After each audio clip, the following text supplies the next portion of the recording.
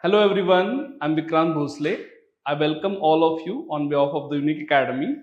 Today we are going to discuss Ethics Paper 2024 and we will focus today on questions that are asked in theory section known as section A. So let's begin straight away. So this is the first question. The application of artificial intelligence as a dependable source of input for administrative rational decision making is a debatable issue. The focus is on how it is debatable issue. Now, the question is asking you to critically examine the statement from the ethical point of view. So, what is needed here is perspective in ethics. So, let's look at some of the points. Of course, AI is a hotly debated topic these days, and there was bound to be a question on it. म्हणजे याच्यावर प्रश्न येणारच होता. पण आता ethics and AI, how to connect to each other and what are the likely points, and now they are saying critically examine. It means you have to also highlight some of the positive aspects of AI, in what way it aids administrative decision making, but at the same time you have to also raise the ethical concerns raised by AI. Okay, so let me give you some of the points. First, key ethical issues that surround the AI. Let's look at one by one. AI systems are complex. Okay, so what does it mean complex? It means the way they make decisions, nobody knows sometimes how they reach the conclusion. So there are challenges in understanding the decision making processes. Okay, now unless you understand how decisions are being made, how can you rely on such decisions? That is the major challenge. Then third challenge which comes as a part of this is accountability. Means what? In administration, when human beings make decision, you know to whom to hold accountable. म्हणजे कोणाला उत्तरदायी पकडायचं हे आपल्याला already माहिती असतं. But in case of such issues, say welfare applications, parole decisions, where some gray areas are involved, how can we assign such decisions to machines? How can we rely in these cases on AI? So this is the first challenge in case of transparency and accountability. Second challenge is raised in case of bias and fairness. So for example, AI systems rely on historical data, but there is a risk of bias in such data because the data might be fed by those people who were biased towards certain sections of community. So AI itself can be biased if it relies on such historical data to make the decision. Then, if we rely on such data, it may harm the practice of fairness. It may also contribute to existing social inequalities and it may widen them further. In addition to this, in order to practice fairness and impartiality in decision making, we need to have an objective perspective towards the data that is used by AI. So this is second ethical concern. Third is about human dignity and autonomy. Why? Because when you assign decision making to machine, it bounds to raise certain queries. For example, what would be its impact of AI on individual agency? Then will there be empathy or judgment in decision making? Of course not in case of AI. And individuals might be reduced to data points. What does it mean, reduced to data points? That we won't look at individuals who are center of the public policy as human beings. We will look at as mere facts or data need to be handled. And this will dehumanize the entire process of public administration. Fourth, efficiency versus ethical considerations. Now, of course, in public administration, efficiency is important, but not all the time. Sometimes, while achieving efficiency, it may happen that we may overlook the human aspect, or sometimes it may lead neglect to the demands or needs, necessities of vulnerable sections. So some of the points here, that can you overlook ethical nuances for the sake of efficiency? Second, how can we resolve the dilemmas where efficiency might overweigh moral responsibility? And third, what about the needs of vulnerable populations? So these are the things we need to keep in mind while employing AI. Now, what are the key takeaways? How you should conclude? Okay, of course, AI has a benefits like efficiency, data-driven insights, objectivity it brings to the table. But there are ethical challenges like transparency, accountability, bias, or dignity of human being. So what is needed? This is solution here. Okay. Need for robust oversight mechanism, human intervention is needed while maintaining transparency about how decisions are being made. And we need to emphasize human-centered values in decision making. So human should be center of all what we are doing by using AI. Now, what is the final thought? Final thought is about striking a balance between using AI and preserving ethical complexity is necessary. So I'm not saying, or the tone that you should have in this is that we should not completely do away with AI, but at the same time, we should not completely rely on AI. That needs to be taken into account. Okay. So this was the first question. Question B. Let's take a look at question B. Ethics encompasses several key dimensions that are crucial in guiding individuals and organizations towards morally responsible behavior. So the focus on what? Morally responsible behavior, and it is guided by ethics. Now, what is the question? Explain the key dimensions of ethics that influence human actions. So the focus is on dimensions of ethics which have impact on human action, and discuss how these dimensions shape ethical decision making in the professional context. So you have to also mention examples where profession is guided by ethical dimensions. Okay. So generally, as a subject of ethics, we focus on certain dimensions. One of the dimension, let me write here, is consequences. Okay. So if you study this determinant, it gives rise to two dimensions. One is collective welfare,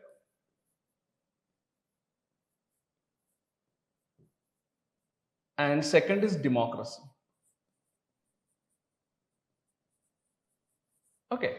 Second dimension is intention. In this, you get two dimensions when you study deontology as a part of intention. One is rights, and second is justice. Okay, for that you need to study thinkers like Immanuel Kant and John Rawls. Third is virtue ethics.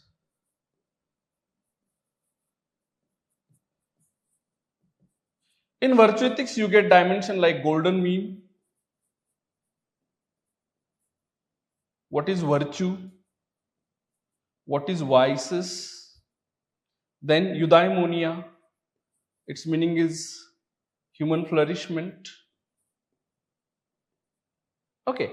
In addition to this, we also focus on core human values.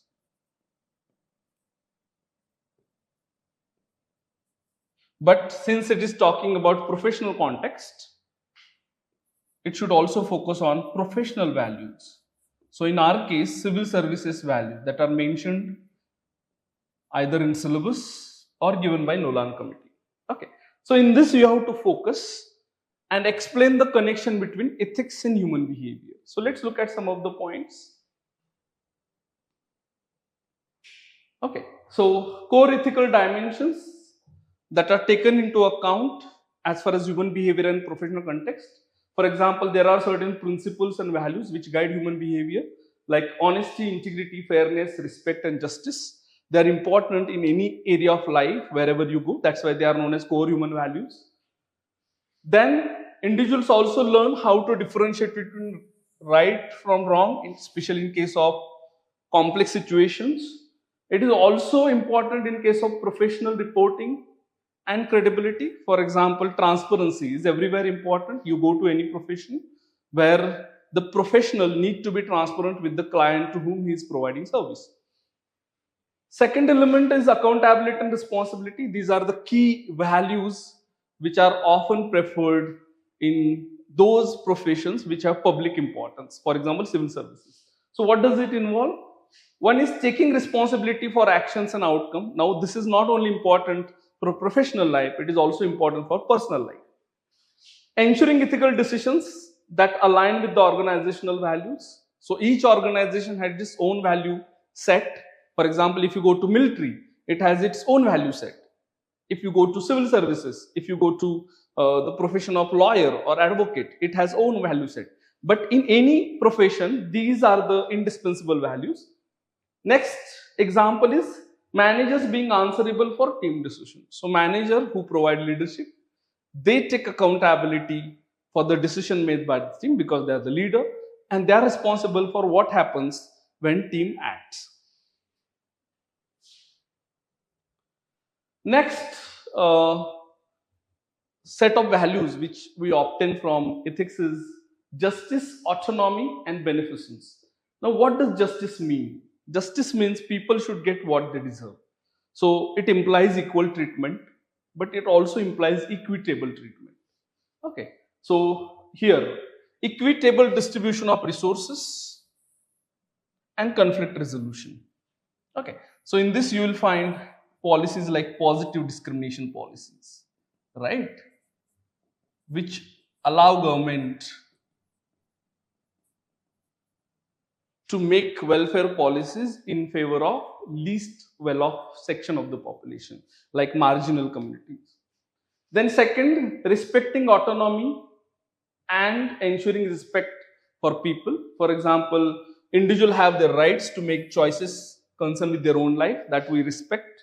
And second, we also ensure that certain matter need to be confidential because it is closely connected with the consumer's privacy. So look at these dimensions of ethics which have close impact on our behavior. Then beneficence is there. Beneficence का मतलब क्या है? That it should have your action should have a positive impact. It should promote well-being and welfare of the people, and it should not lead to harm. For example, healthcare and corporate social responsibility concept. Okay, so for example, doctors by their profession are bound by Hippocratic oath, whereby they take an oath that they would not deliberately harm the patient. So these are again dimensions of ethics. Now conclusion. Let's look at application. Balancing competing values in decision making is important. Sometimes some values may clash. For example, collective welfare may clash with individual rights. So ethics dimension help us to balance these competing values, and it also highlights importance of transparency and avoiding conflict of interest. So what is conclusion? That there are key dimensions of ethics that guide our ethical behavior, and they are essentially for fostering trust, fairness, and integrity in organization as well as society. So these are the final statement you should write in conclusion, that why dimensions of ethics are important not only in professional conduct but also in person, because they build trust which is necessary in social interactions. So this is second question. Now question 2a, read carefully. It is not enough to talk about peace, one must believe in it.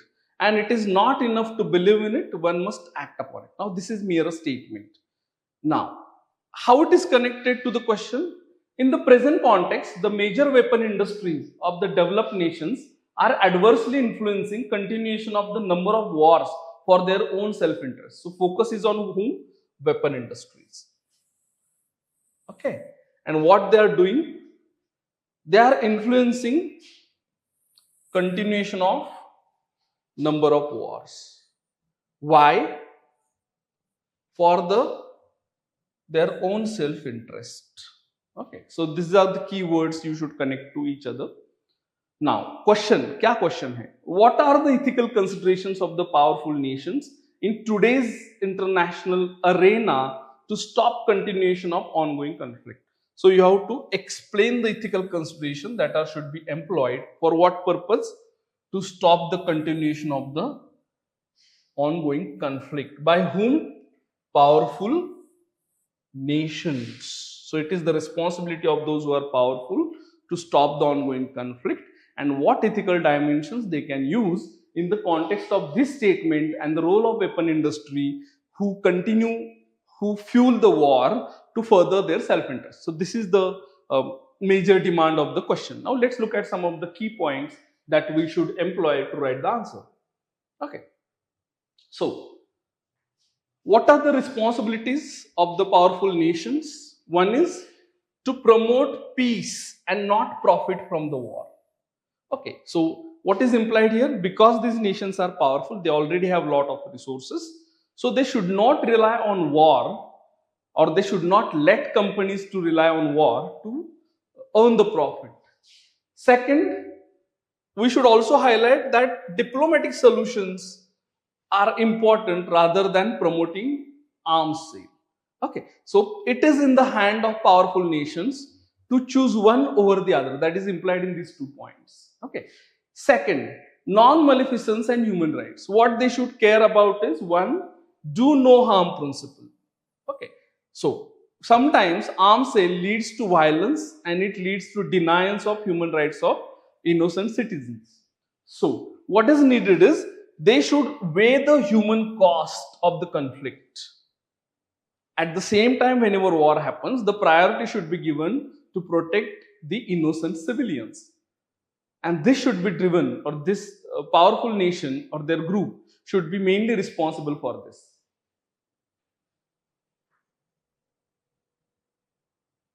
What are the other things they should promote to stop the ongoing conflict? One is, they should focus on global justice and fairness.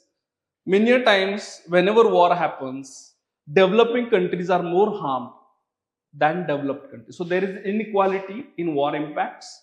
This should be taken into account. At the same time, global justice is also important, because not all nations are capable enough to defend themselves.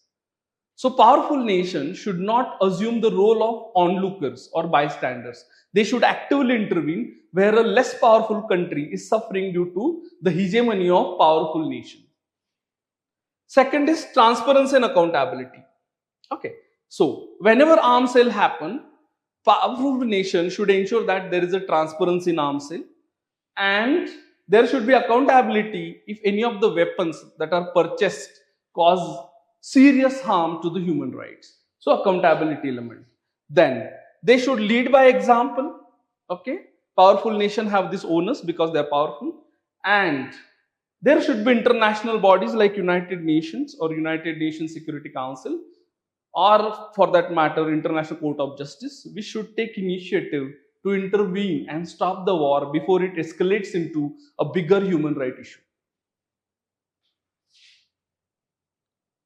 Moreover, what about companies which profit due to such arms sale? One, they have CSR, corporate social responsibility. So they should be accountable for the arms they sell. At the same time, they have obligation to prioritize human welfare over profit under CSR. Then there should be international cooperation, and under this there should be disarmament effect. So there are various bodies which are actively trying to contain the number of arms in the world and the number of technologies that are being transferred to the nation. So that should be done. And finally, you can conclude your argument by focusing on or giving importance to peace, human rights, and accountability over profit. And this is essential for a peaceful future, because if we don't stop just for the sake of profit, there is a likelihood that we may endanger the entire existence of the earth. Because today, nations are equipped with very powerful and deadly weapons like nuclear weapons. So this is how you can conclude by focusing on peaceful future. Second question is about global warming and climate change. The focus is on that. Let's look at question. Global warming and climate change are the outcomes of human greed. Okay, so cause is human greed. In the name of development, indicating the direction in which extinction of organisms, including human beings, is heading towards the loss of life on Earth. So this is mere statement. What is the question? How do you put an end to this to protect life and bring equilibrium between the society and the environment? So the focus or the demand of the question is to protect life and bring equilibrium between society and the environment. So there is need to be balance between environment and the developmental needs of the society. And they are asking, how do you do that? What measures would you undertake? What principles you would employ? What kind of policies you would create? And what kind of goals you would pursue to make this happen. So let's look at some of the important points. Okay, so first, of course, you can employ the concept of sustainable development. Okay, so what does it mean, sustainable development? A development which happens without harming the future generation or their needs. Okay, so for that you would promote renewable energy and eco-friendly infrastructure, right? At the same time, we will focus on circular economy and we will respect the limits of environment. Circular economy का मतलब क्या है? जिसमें recycling ज़्यादा होता है, जिसमें waste कम होता है, जिसमें reuse भी ज़्यादा होता है और जिसमें हम कार्बन फुटप्रिंट को रिड्यूस करने की कोशिश करते हैं. Okay, second, strong environmental policies होगी. सो इसमें स्ट्रिक्टनेस भी होगा. We will not be lax about emission and land use, how it happens. And to make it happen constructively, we will promote international cooperation through agreements like Paris Accord. So here there is an international dimension as well. Third is conservation and economic restoration. So we will, through various laws like Forest Conservation Act and national parks and biodiversity hotspots, we will try to protect biodiversity, and we will also promote reforestation and habitat protection. So there is a scope to write more measures. Let's look at some of the more measures. For example, shift in consumption pattern. So it is not only about legal instruments that are going to help us, it is also onus of individuals to adopt a sustainable and eco-friendly lifestyle. For example, reducing meat, then reducing plastic, reducing waste, using eco-friendly products, and getting environmental education. Then what about organization responsibility, corporate responsibility? That they should be held accountable for environmental impact, and green practices should be promoted and encouraged, and there should be transparency in what they do, particularly in supply chain. Also, there needs to be a cultural and ethical shift. Okay, we should actively discuss and promote ethical view of environmental protection. So this is important. And also we need to incorporate environmental ethics into education to shift societal values. So far, this has not been a serious concern for humanity, but it needs to be now before it becomes too late. Then, there are few more principles we can put into our answer. First is equitable development and social justice, because what happens, people who are at the bottom of the social ladder, because they don't have access to resources, they rely more on natural resources. But their reliance on natural resources harms the environment more. So what is needed is they should be given equitable access to resources, particularly for vulnerable communities. For example, LPG subsidy. Okay, so that they would not rely on forest produce for fuel. Okay, so promoting equitable resources distribution for sustainability. Second, global collaboration. So there is a need to have a collective global solution and cooperation, and support developing countries in climate mitigation efforts. Why? Because developing countries often don't have access to those cutting edge technologies which can help them to mitigate the global warming and climate change. Okay, so in conclusion, achieving balance requires radical transformation in living and consumption. Okay, the way we live and the way we are consuming resources is severely and seriously harming the environment. So it also requires a change in mindset. Also, there is a need to have a collaboration among governments, corporations, and individuals, and that is essential for sustainable future. So this is nothing but a summary of what we discussed, who are the stakeholders and what they need to do to make a sustainable living possible, or to make a balance between needs of society and environmental conservation possible. Okay, so this is summary, this is conclusion.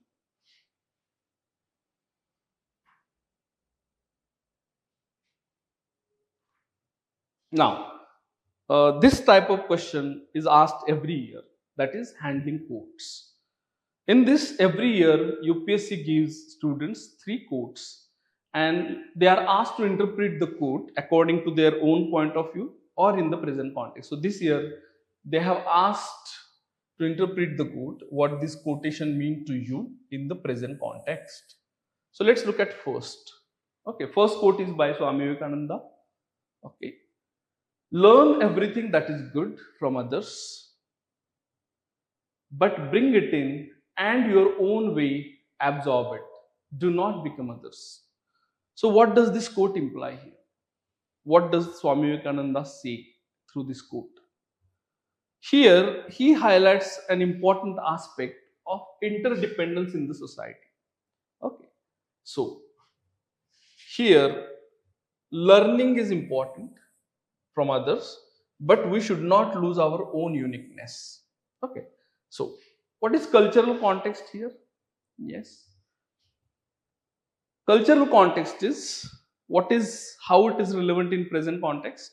In present hyper globalized world, the world is hyper globalized or increasingly globalized. Okay, every day people are coming into contact with other ideas, other cultures, other ways of living, and most of the time western ways of living are fastly adopted. There is a race towards it.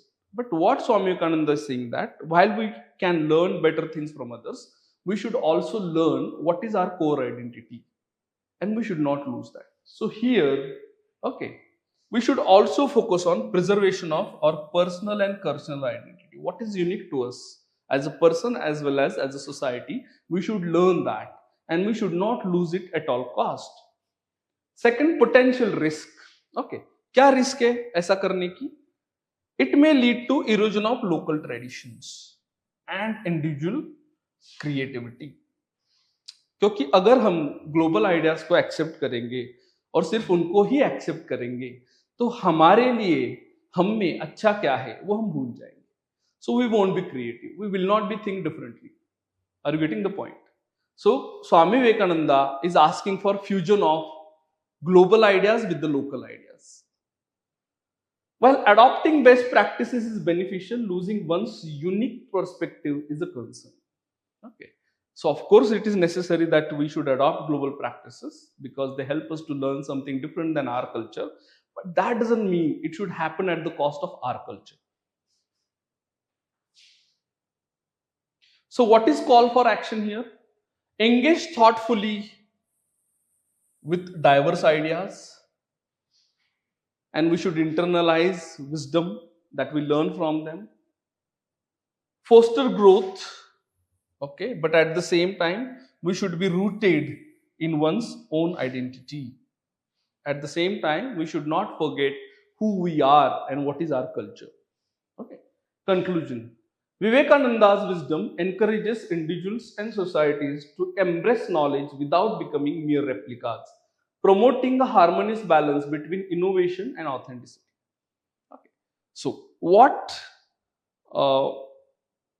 Vivekananda is suggesting, that imitation without application of mind is harmful. So, while we imitate or learn from others, imitate the others, we should also question who we are. We should also investigate who we are, and we should also try to retain better elements of our own culture. That is the crux of this quote, and that's how you should highlight it in present context. Okay, let's move to second quote. This quote is by Sardar Patel. Faith is of no avail in the absence of strength. Faith and strength both are essential to accomplish any great work. So, Sardar Patel is highlighting what are the key essential values or key essential elements that we should keep in mind whenever we are trying to achieve something great. Okay, and what are these two? One is faith and second is strength. Faith without strength doesn't make difference. Okay, so let's look at some of the points which we can include in our answer. First, the focus is on interdependence, highlighting the interdependence between these two elements. One is not enough without the other. So let's define these elements. What is faith? It is belief, conviction or hope in a cause or ideal or goal. So for example, most of the civil service aspirants start preparation with the faith that if they work hard, they can easily pass the exam.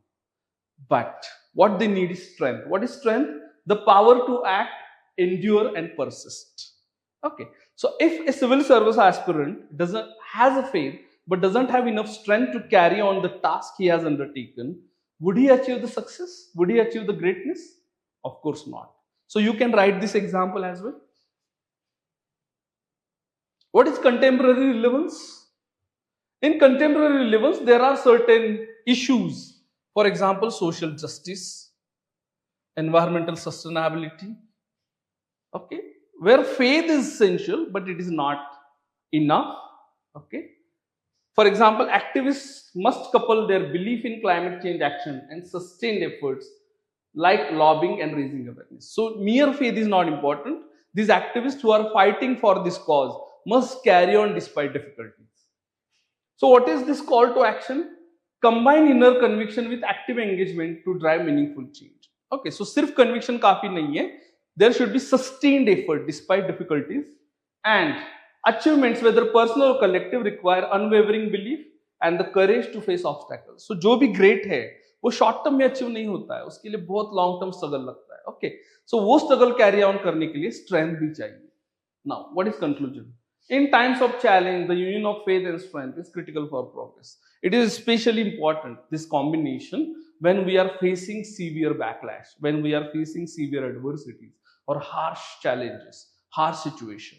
Okay, so this is what is highlighted by Sardar Patel. You can imagine the time in which he was saying that it was the time when the country was partitioned and there was likelihood of more, princely states separating from India and declaring themselves independent. So he had both faith as well as strength to unite India under one nation.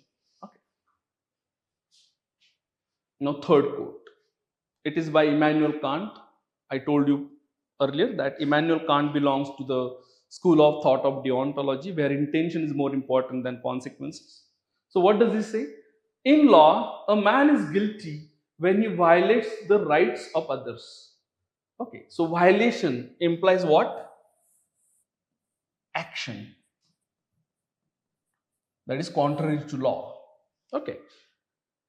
In ethics, he is guilty if he only thinks of doing so. So thinking, okay, thinking is problematic, then you are not doing ethical action. So in ethics, not only action matters, what matters is thinking or intention. How?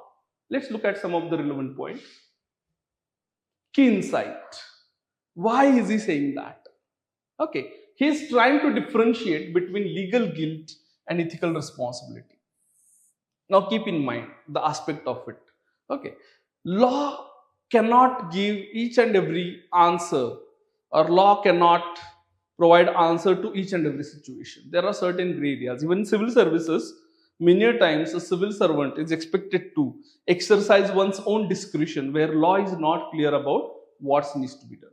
And that is why law itself gives discretion, of course limited, but discretionary powers to civil servants.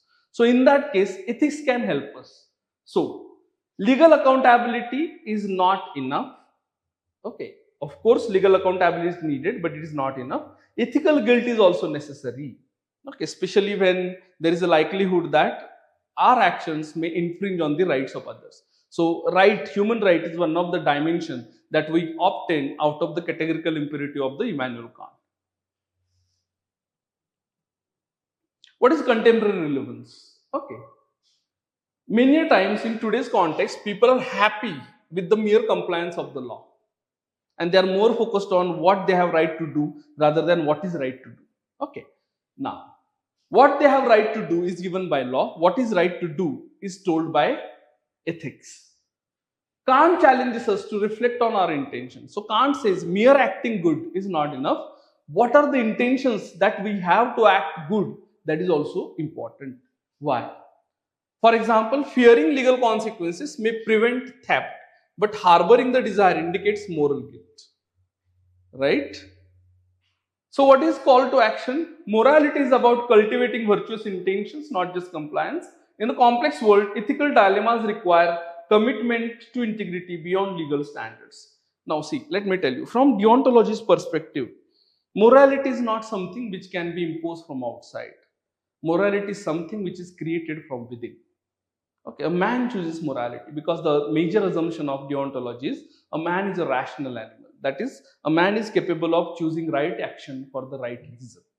Okay, so what it is saying that don't rely on laws to decide what is right and wrong. you should also employ your reason. You should also carry a right intention to do right action. Now, what is conclusion? Ethics should guide behavior towards greater moral responsibility for both individual as well as society. So, not mere law should be foundation of our behavior or social existence. Ethics should provide foundation to the law, which in turn should provide foundation to the civilization. So, ethics should be foundation of all this. That is what Kant is trying to suggest.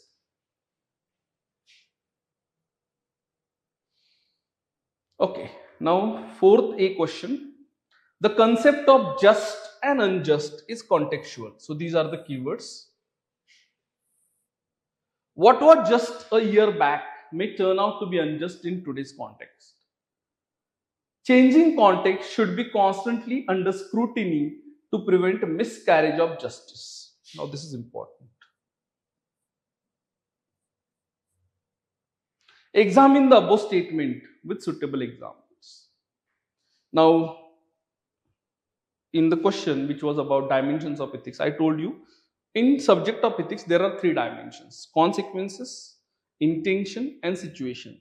The another word for situation is context. Okay. Now the theory which emphasizes on situation as one of the determinant of ethics is virtue ethics theory. Okay, it says that a virtuous person decides what is right according to the given situation. So same statement is implied here. What may be a just action in one situation may not be just action in other situation. Why? And why we should be, constantly under scrutiny, this changing context, and what if we don't do it, how it would lead to miscarriage of justice, that we need to explain. Okay, this is the context within which statement need to be examined. So let's look at some of the points. So what are the key concepts that we need to focus on? One is justice is a contextual, evolves with social, political and cultural changes. Okay, what was just a year back may turn out to be unjust today. This quote you can employ. Implication क्या है? Constant reevaluation is necessary to prevent miscarriage of justice. So constant reevaluation of what? The rules that we use, they should not belong to antiquities, right? We should constantly evaluate them, investigate them, and if necessary, change them. Okay. So how? And what are the examples? Example is slavery. Once upon a time it was legal and accepted. Now universally condemned. Women's right. Earlier women were denied voting right and that was thought to be just. But now we cannot do that. Right? Reflection. Shifts in social norms demand scrutiny and revision of outdated laws. So social norms keep evolving. So the concept of morality also keeps evolving. And justice, or what is just or unjust, is a part of the continuum of moral universe. Okay, then take another example. In earlier, privacy wasn't given that much importance. The importance was given data collection. Okay. Now, in present digital era, people focus more on privacy and justice. Okay. LGBTQ rights. Historically, they were not allowed to marry or cohabit together, but now we are more focused on giving them equal rights as a society. So what is conclusion? Evolving understanding requires continuous updates to legal framework. Or you can add more example. For example, earlier when food security wasn't there too much, people were clearing forest to cultivate the crops. But now today, due to the emerging concerns like global warming, climate change, deforestation is considered as not just. So again, what is just and unjust keeps evolving according to the situation, according to the context. Say climate change, international law also. Okay, earlier the kind of strategies used by nations to fight against each other were accepted, but today strategies like chemical weapons are completely thought as unjust. Fourth B question, what does it say? Mindless addiction to form, the concept is form. Ignoring the substance, another concept is substance, of the matter results in rendering of injustice. So it is connected with the concept of injustice. A perceptive civil servant is one who ignores such literalness and carries out the true intent. So, what is needed is ignoring लिटरलनेस. लिटरलनेस म्हणजे काय? शब्दशः जसे नियम सांगतात तसं काम करणं सोडायला पाहिजे. And carries out true intent म्हणजे नियम कोणत्या उद्देशाने तयार केलेले आहेत तो उद्देश सफल करणं हे महत्वाचं आहे असं जाणणारा सिव्हिल सर्वंट म्हणजे perceptive. Okay. Examine the above statement with suitable illustration. म्हणजे आता हे कसं होतं हे विथ इलिस्ट्रेशन म्हणजे योग्य एक्झाम्पल देऊन सांगा. Okay. So let's look at some of the examples. की कन्सेप्ट तुम्हाला जे फोकस करायचे ते मी मगाशी तुम्हाला सांगितले. डेफिनेशन पण बघा. फॉर्म म्हणजे outward procedures, rules and technicalities. Substance म्हणजे underlying objective, ethical values and purpose. तर हा डिफरन्स तुम्हाला कळाला पाहिजे in order to answer the question precisely. Implication काय? Perceptive civil servants focuses more on intent rather than rigid adherence to rules. So it is not saying that rules are not important, but what is more important is intent behind the rule rather than rule themselves. So rules are means while intents are what? Ends. So ends should not be sacrificed for the sake of means. Let's take example. Okay, so there was once this case in Mumbai, Olga Telis versus Bombay Municipal Corporation.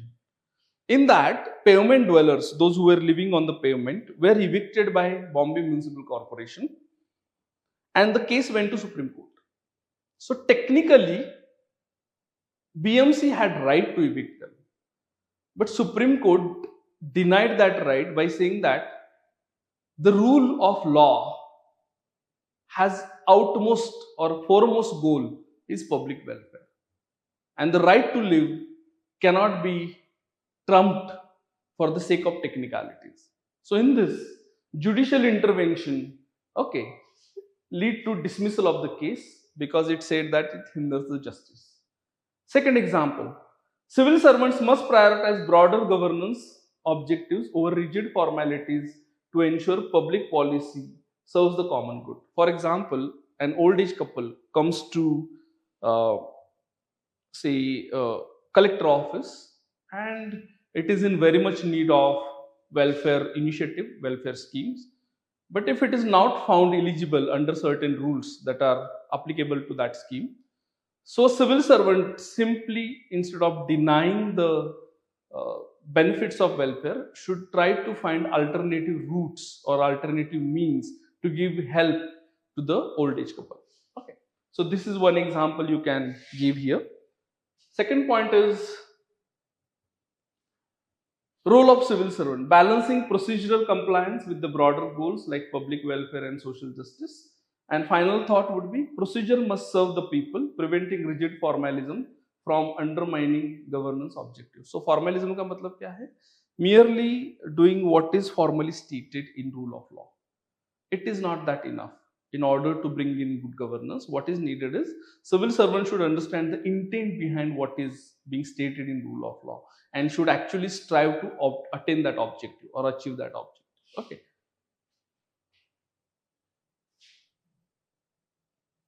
Okay. So this is another famous topic which UPSC is more focused on: code of conduct and code of ethics. Okay.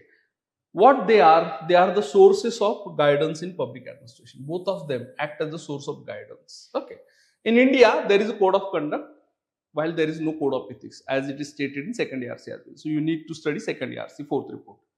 So what is exactly asked in this question is, aspirants are asked to suggest suitable model for code of ethics to maintain what? Integrity, probity, and transparency in governance.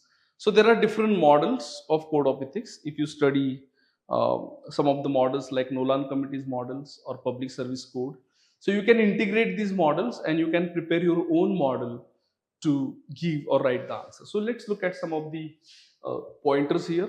Okay, definition pehle de do if space permits it. Then write down the purpose. Okay, what is the purpose? That is asked in the question. Okay, one purpose is given there that we need to attain integrity, probity, and transparency in governance. and at the same time we should be able to differentiate between code of ethics and code of conduct. Why? Because question says that there is a code of conduct, but what we need now is code of ethics. So you have to highlight the limitations of code of conduct, and you have to also highlight why we need code of ethics, but you have to do it in brief. Okay, so ye jo introduction hai, that needs to be brief, because you will have enough space to write about what are the model code of ethics that you want to propose. So what could be key principles of the core model code of ethics? Integrity, transparency, accountability, impartiality, professionalism, and respect for human dignity. Now, whenever you write this principle, also write what they mean. Okay. So for example, integrity का मतलब क्या है? Honesty and avoidance of conflict of interest. Again, it is implied in Nolan Committee. So if you read and study this definition, you will know what needs to be written in short. Okay, for example, impartiality मतलब fair treatment with bias, without bias or favoritism. Accountability मतलब responsibility for actions and outcomes. So all these is implied in definition, but again, considering the number of points they are asking, you need to make it brief. Okay. What are the guidelines you can incorporate in modern code of ethics? One is conflict of interest नहीं होना चाहिए, ऐसी situation नहीं आनी चाहिए. Second, resource use. Okay, जो government के resources है वो सिर्फ ऑफिशियल पर्पस के लिए होनी चाहिए. Confidentiality, so government carries the sensitive information. Okay, so वो इंफॉर्मेशन कॉन्फिडेंशियली रहनी चाहिए, and rest of the information should be shared with the public for the good governance. Fairness and equity होनी चाहिए decision making में, because public administrator hold enormous power, they are likely to use in their own favor or for the benefit of their own kinsmen. So ये नहीं होना चाहिए. Truthfulness in communication, so it is the duty or obligation of public servant to communicate accurately and timely manner, and corruption free governance देना, ये भी होना चाहिए. ठीक है, so these could be the guideline. ये कैसे होना चाहिए implementation? One is training of ethics. Okay, ये automatical नहीं होगा. Whenever you recruit people, of course you check their value at the time of entry by using paper like ethics, but that is not enough. Training भी होना चाहिए. Then ethics officer होना चाहिए, जो oversight रखेगा, monitor करेगा whether people are behaving ethically or not. Generally, Indian administration में this responsibility lies with the boss of the department or head of the department. Then whistleblower की policy होनी चाहिए. Okay. For example, no matter how many ethical framework you bring in, some people would always try to deviate from it. So some people who are honest enough should be empowered enough to expose it by law. So we should have whistleblower protection law. Then periodic review भी होनी चाहिए code of ethics के, to ensure that they stay relevant, they serve the purpose, and there should be consequences for breach of it. Okay, so अगर कोई code of ethics देने के बावजूद भी उसके तहत behave नहीं कर रहा है, so that person should face the music, should face the consequences. Next question is about BNS, भारतीय न्याय संहिता. Okay, इसका सोल क्या है according to question? Justice, equality and impartiality based on Indian culture and ethos. So UPSC is implying that BNS is rooted in Indian culture and values. Okay, so you have to focus on that. Discuss this in the light of major shift. अब major shift है, पहले क्या था और अब क्या है. From a doctrine of punishment, पहले doctrine of punishment था, punishment पे ज्यादा विश्वास था. अब हम किस पे ज्यादा विश्वास दे रहे हैं? Shift to justice in the present judicial system. So अभी जो है वो justice है. Now what is the difference between punishment and justice? Punishment is more like retributive, जिसको हम बदला कहते हैं, revenge. Are you getting the point? While justice is more restitutive. Restitutive means reformative. आदमी को चांस दिया जाता है खुद में सुधार लाने का, that is reformative or restitutive. That is the principle. So ये keywords ध्यान में रख के आपको आंसर लिखना है. So how does that happen? Okay, discuss करना है आपको. So let's look at overview. क्या क्या ओवरव्यू है, क्या क्या प्रिंसिपल है, ये पहले ही दिया है. जस्टिस है, इक्वालिटी, इम्पार्शियलिटी है. इसमें आपको ये भी बताना है, as stated by the question, that there is of course roots of Indian culture and ethical heritage and there is a shift. ये इंट्रोडक्शन में होना चाहिए. बाद में पहले का फोकस क्या था ये आपको बताना है. ओके, रिट्रीब्यूशन था rather than rehabilitation or reformation. इसका इन्फ्लुएंस किससे आ रहा था? कॉलोनियल रूल से आ रहा था. So of course there is a colonial legacy.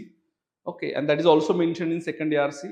Still some of the laws belong to colonial period. For example, Official Secrets Act, Sedition Act. Okay, then resulted in overcrowded prisons. So यहाँ आप statistics दे सकते हो that how much our prisons are overcrowded and there is neglect of underlying causes of crime. So crime सिर्फ हो रहा है और उसको हमें पनिश करना चाहिए, यही हमारा थॉट प्रोसेस रहा है, ना कि वो क्यों हो रहा है और उसको हम कैसे प्रिवेंट कर सकते हैं. Okay, what are the consequences? ये वर्ड बहुत इंपॉर्टेंट है, आपको लिखना है recidivism. Recidivism means a criminal after coming out of prison again slides back to crime, again goes back to crime. That is recidivism. Naturally out of prison अगर वो बाहर आता है तो अच्छा आदमी बनना चाहिए, but the way our criminal justice system operates, it makes a person more criminal rather than a reformed person. That is what is claimed. Okay, so cycle of recidivism due to lack of attention to socio-economic and psychological factor. So ये जो factor है जो crime को जन्म दे रहे हैं, crime को promote या इंकरेज कर रहे हैं, उसको हम निग्लेक्ट कर रहे हैं because of the earlier approach. Okay, now अब कैसा अप्रोच है, ये तीसरे पैराग्राफ में आना चाहिए. that we are now focused on justice centered approach, okay, to repair harm and restore social harmony. So कोई भी criminal by birth criminal नहीं होता है, उसके साथ ऐसा कुछ हुआ होता है circumstantial और incidental that वो criminal बन जाता है, तो उसको repair करना चाहिए so that social harmony would be maintained. Okay, और उसमें core principle क्या है? equality होनी चाहिए, सबको fair treatment मिलनी चाहिए, no matter who you are, what is your background.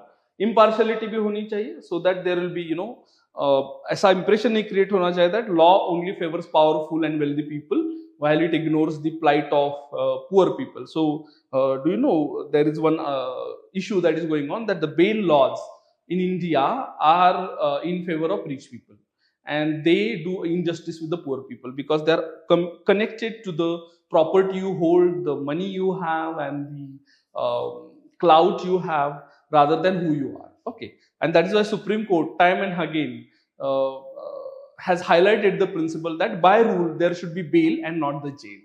Okay, but again the irony here is most of the people who are in jail, most of them are under trial because they cannot afford the bail. Okay, so focus कहाँ पे होना चाहिए? Rehabilitation पे होना चाहिए. So जो jail में है उनको एजुकेशन मिलना चाहिए, उनको ट्रेनिंग मिलना चाहिए, उनका साइकोलॉजिकल सपोर्ट होना चाहिए. Okay, because once they come out of jail, once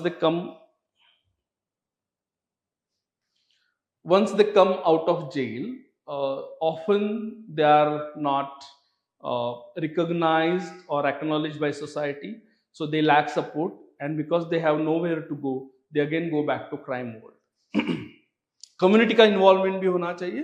so some of the disputes okay cannot be solved by judiciary alone.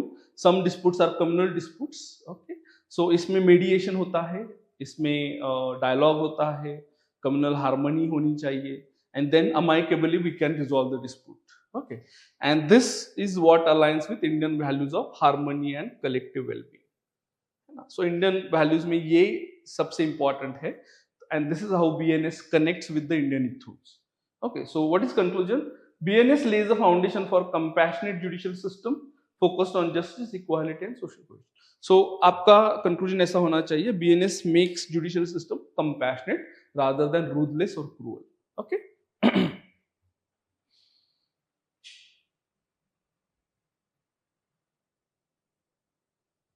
Please read this question.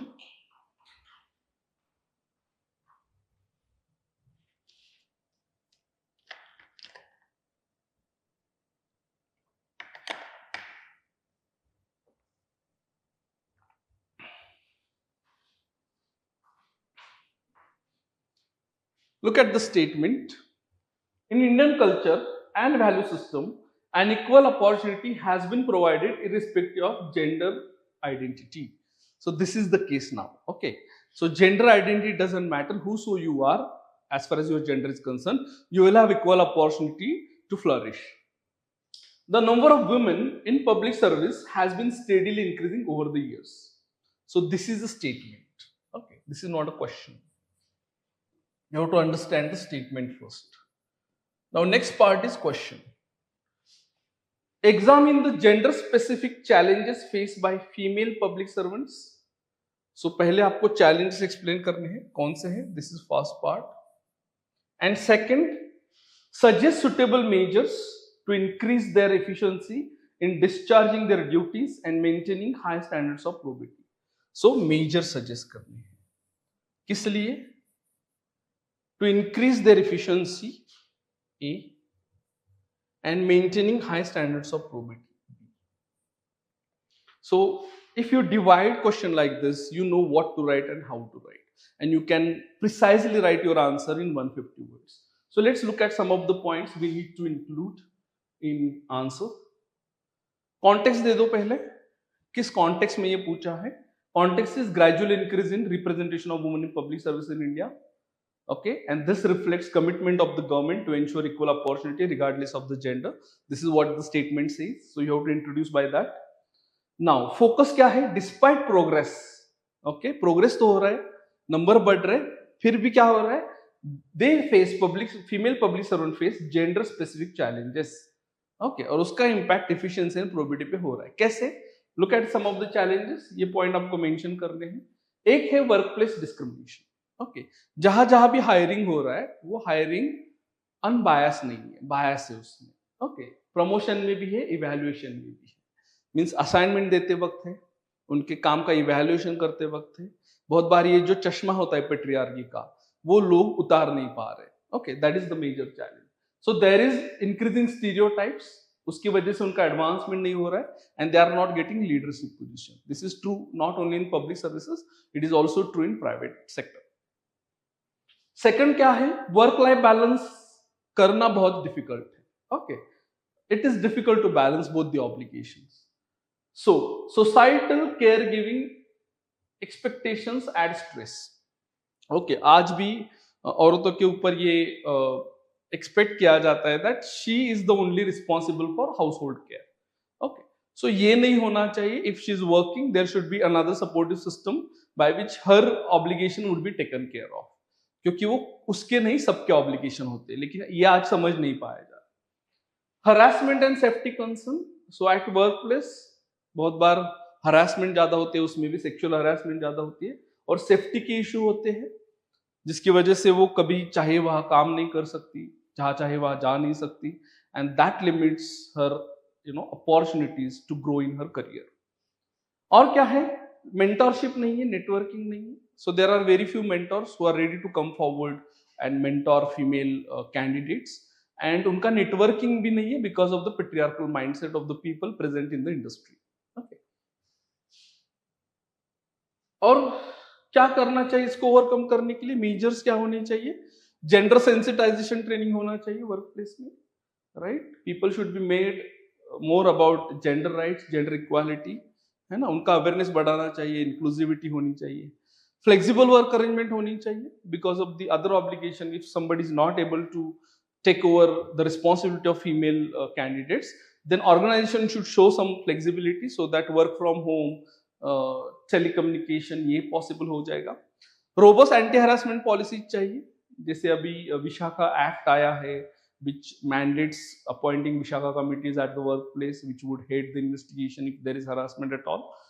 Then mentorship and networking program भी create करनी चाहिए so that it won't depend on the person to take initiative, but it will be mandated by the organization or the law.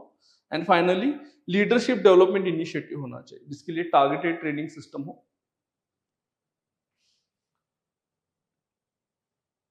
Then there is a need to support supportive measure होने चाहिए at home as well as in society.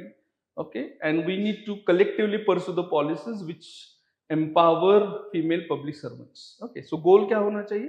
Contributing to a more equitable and effective governance system in India. So unless more and more women participate in public service, it won't be as effective as it should be. Okay, so this is second last question, and now last question of section A. Mission Karma Yogi is aiming for maintaining a very high standard of conduct and behavior to ensure efficiency for serving citizens and in turn developing oneself. How will this scheme, okay, focus kahan pe hai? How will this scheme empower the civil servants? ये scheme civil servant को कैसे empower करेगी, किसके लिए? In enhancing productive efficiency and delivering the services at the grassroot level. So mission Karmayogi का ज्ञान आपको चाहिए कि वो क्या है और वो किस तरह से सिविल सर्वेंट्स के परफॉर्मेंस को इंपैक्ट कर रही है। Okay, so what are the key points you can include in your answer? Overview, पहले ओवरव्यू दे दो फर्स्ट पैराग्राफ में, इंट्रोडक्शन में, कि उसका एम क्या है, to improve conduct and behaviour, वो स्टेटमेंट में ही दिया है। Focuses on efficiency in public service delivery and fosters personal and professional development, ये एम है। ठीक है, ये कैसे किया जाता है? पहला है कंटिन्यूअस ट्रेनिंग प्रोग्राम्स अरेंज किए जाते हैं under mission Karmayogi. Okay, so इसमें क्या होता है? Because of this civil servants are taught modern skills which they can use in their work. Second, they can adapt to new government challenges. Okay, so governance में जो नए नए challenge आते हैं उसको अडाप्ट कर सकते हैं। थर्ड, उनका ओवरऑल जॉब परफॉर्मेंस इसकी वजह से बढ़ जाता है। सो ये पहला element. Second element, promotion of integrity and accountability. तो इसमें कैसे होता है? पहले एक स्ट्रॉन्ग इथिकल फ्रेमवर्क क्रिएट किया जाता है as stated by second year fourth report. Then it leads to building trust with citizens, and trust एक बार बिल्ड हो जाए तो पब्लिक का परसेप्शन भी गवर्नमेंट की तरफ अच्छा हो जाता है।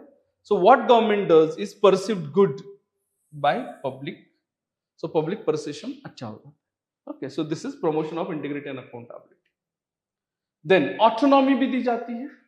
ओके, सो इसमें क्या हो जाता है? Grassroot level decision making promote किया जाता है। इससे क्या हो जाता है? कम्युनिटी की जो नीड है उसको कॉन्टेक्स्ट में रख के सर्विसेज दी जाती है, and it makes governance more responsive. Okay, so these all are focused on the statement and the question that is asked. Citizen engagement भी बढ़ जाती है। कैसे? Okay, civil servants are encouraged to engage with the citizens so that they can address and understand the local challenges better, and it fosters a sense of community involvement. So लोगों को भी लगता है कि हमें इन्वॉल्व किया जा रहा है, एडमिनिस्ट्रेशन हमारी नीड्स को ध्यान में रख के काम कर रहा है। ओके, देन नेक्स्ट, कोलैबोरेशन पे भी इंफेसिस करता है mission Karmayogi. So where it is encouraged to promote across the different environments and different departments. So इससे क्या हो जाता है? प्रॉब्लम सॉल्विंग कैपेबिलिटी बढ़ जाती है, और इससे और क्या हो जाता है? It ensures integrated service delivery.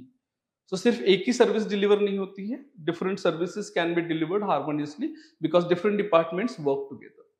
Have you seen in municipalities whenever there is lack of coordination among department? I will give you one example.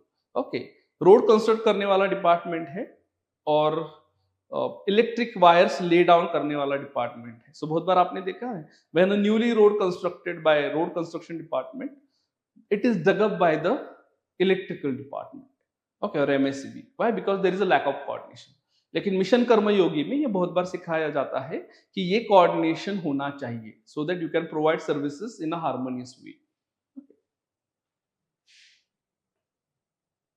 Then regular evaluation and feedback किया जाता है मिशन कर्मयोगी में। उससे क्या जाता है कि लोगों को, सिविल सर्वेंट्स को क्लियर परफॉर्मेंस इंडिकेटर्स क्या है ये मालूम होता है। ओके, सो इससे क्या हो जाता है? They can engage into self assessment and they can ensure their own personal growth. Okay, अगर उनको मालूम है कि उनको कैसे मेजर किया जा रहा है, what are the parameters that are being used to evaluate their performance, they can act on it. Okay, and this leads to improvement.